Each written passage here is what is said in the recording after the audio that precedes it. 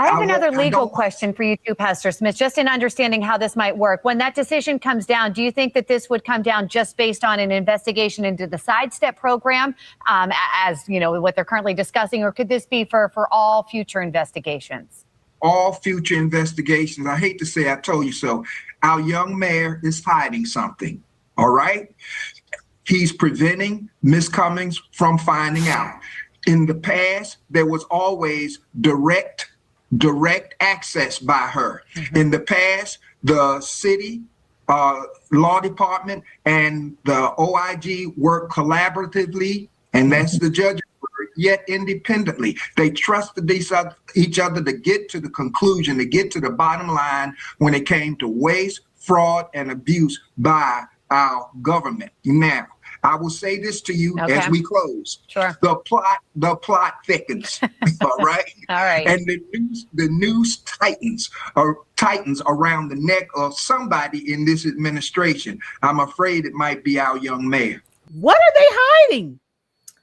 Oh, I think they are hiding, I'll put it mildly, fraud, waste, and abuse, okay? I think they're hiding all of the, again, graft, not just grift, graft. This is when politicians, particularly government, they misuse, misappropriate funds. You know, they certainly overreach in their policies and in their authority. This little twerp, what do you call him? A young mayor. That was Pastor Smith nicely. Now, we know Pastor Smith here. We love Pastor Smith. Mm-hmm. Brandon Scott had the audacity to turn off the access for Isabel Cummings to her to have the access for the reports that she needs when she's investigating the city, the funds, the different departments. He basically turned it off. He allowed her, or he sent her fully blacked out pages. Okay.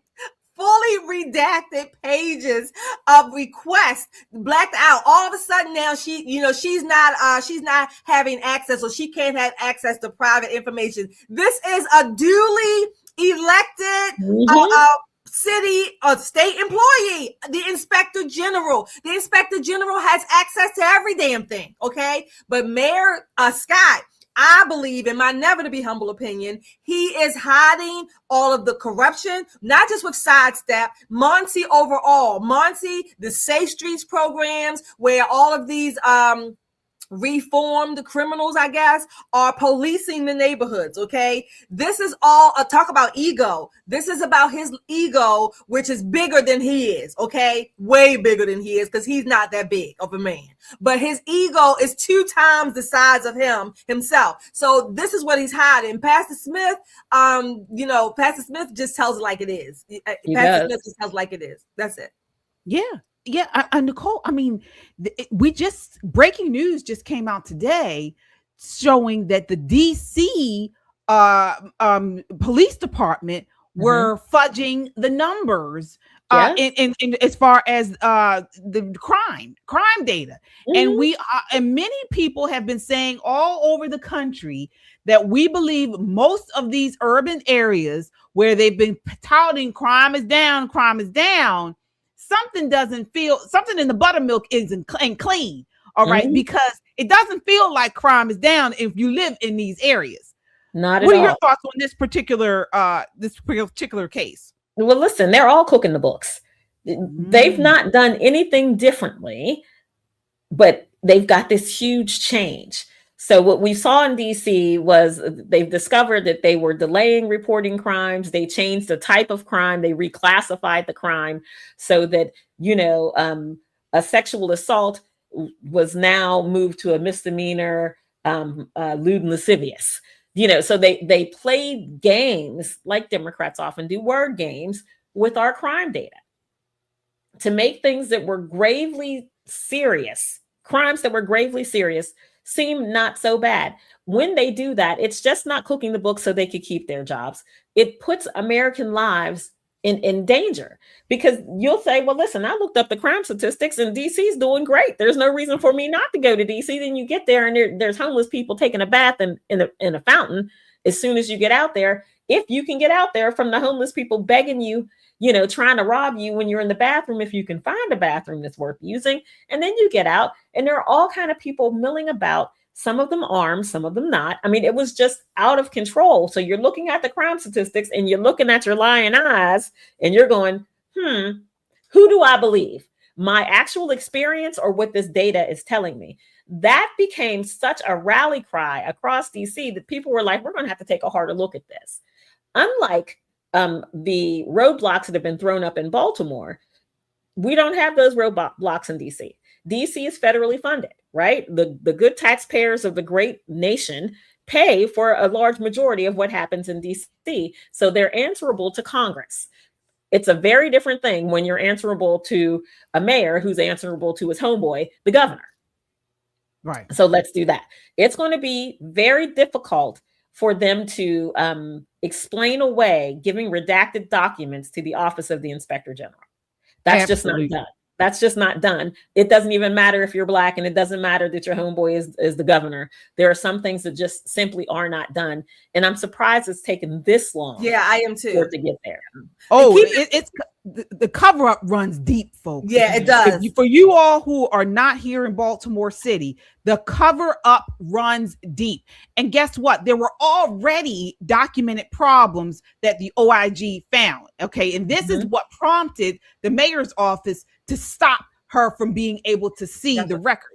All right. There were fraudulent invoices. So at least 2 CBOs submitted altered or unsupported invoices that billed the city thousands more than the actual cost. Okay, so we're talking about filings that were criminal investigation. This was a criminal investigation. So we're talking about issues with invoices and money they're receiving that they didn't show services for. Excellent. Then there was a data breach. Okay, Muncie employee emailed a spreadsheet of 701 names, mostly juveniles, including dates of birth and charges, to a personal Gmail account that appeared to belong to her relative. All right. This violated state protections on juvenile records. The other thing was weak case management and data.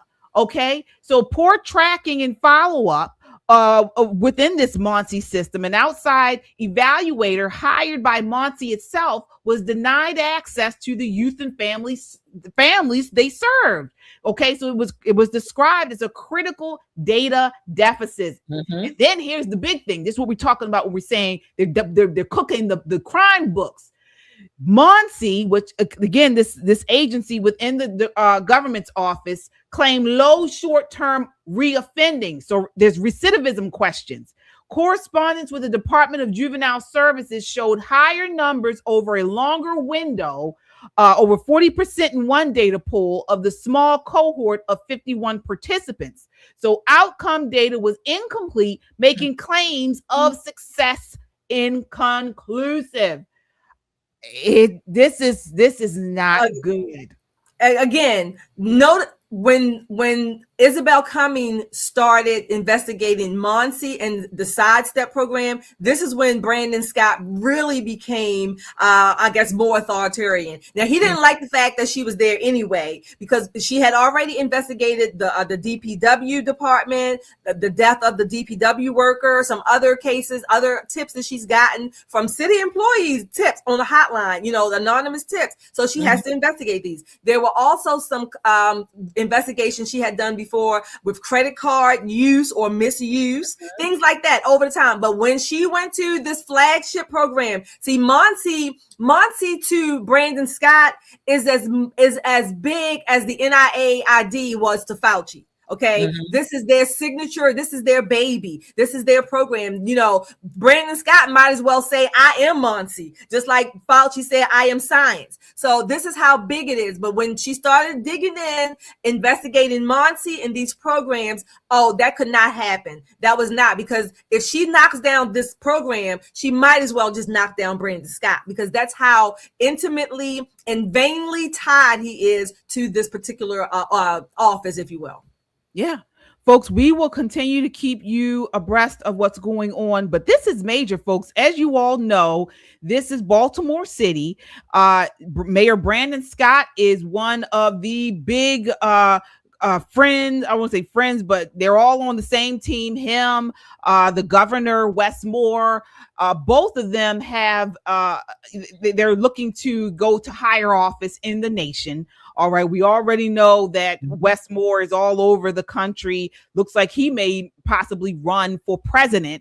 And again, this is another Democrat city that is being run corruptly. Not even just corruptly, but ill-managed. And we're seeing these types of areas, these Democrats ill-manage these areas all over the country, and they want to be in higher office. So folks, if you think this is just going to affect the cities or areas in the left where, oh, well, I'm in Texas, I'm fine. I'm in Florida, I'm fine. You better think again, because if we don't get off our butts and vote in these midterm elections, these people they want a higher office. Okay. Mm-hmm. And if we haven't seen anything, we know that if they get in higher office, they're going to affect us all. So Absolutely. Folks, do not count these people out. Low voter turnout elects Democratic Socialists. That's what that is. Indeed. When people stay home, you get bottom of the barrel candidates who have effective teams. You know, it's not that they're the best candidate. It's just that their teams are really good at getting their particular voters to the polls regardless. So it's very important. It is so important that the RNC is having a mini convention in September. You know, it's going to be in Dallas, and this is definitely rally the troops. Let's go, let's go, let's go. You know, people have complained about the pricing. You know, it's kind of pricey. I think it's like $20K. If you're not affiliated with some organization or another, I'll be out of the country. But if you're wanting to go, reach out to a grassroots organization and see if some of their executives don't want to go or can't go because it's, you know, during the middle of the week. It's going to be important to rally the base. So this is one big meetup where everybody's going to get their marching orders, their talking points, and they're going to fan out across the country and energize our base to vote, because midterm election numbers are always very low. We cannot afford it this time to be low voter turnout. So you're going to see a significant and profound push from all of the grassroots organizations to make sure that they're stimulating their voting base. And it should be something that's going to help us hold the Senate and help us hold the House. What's up, everybody? This is Poppin' Politics. Get your merch. Are you a Poppin' Politics fan? Are you unapologetically American? Or not black, not white American? We got it all for you right here. Get your merch. Get the classic shirt. Classic. Goes with everything, comes in a variety of colors. Smart, edgy, conservative, like us, like you. This is a great way to support the channel. Click the merch button. There is no shame in being an American. Get your shirt today and be unapologetic about it. Get your shirt, wear it, and be a proud American. You can get it all in t-shirts and hoodies. You can get it in stickers, on bags. You can get it all on our website, metroconservativemedia.com, or our YouTube page, Pop and Politics, and tag over to store. You can get your merch and show you're proud to be an American and support Pop and Politics.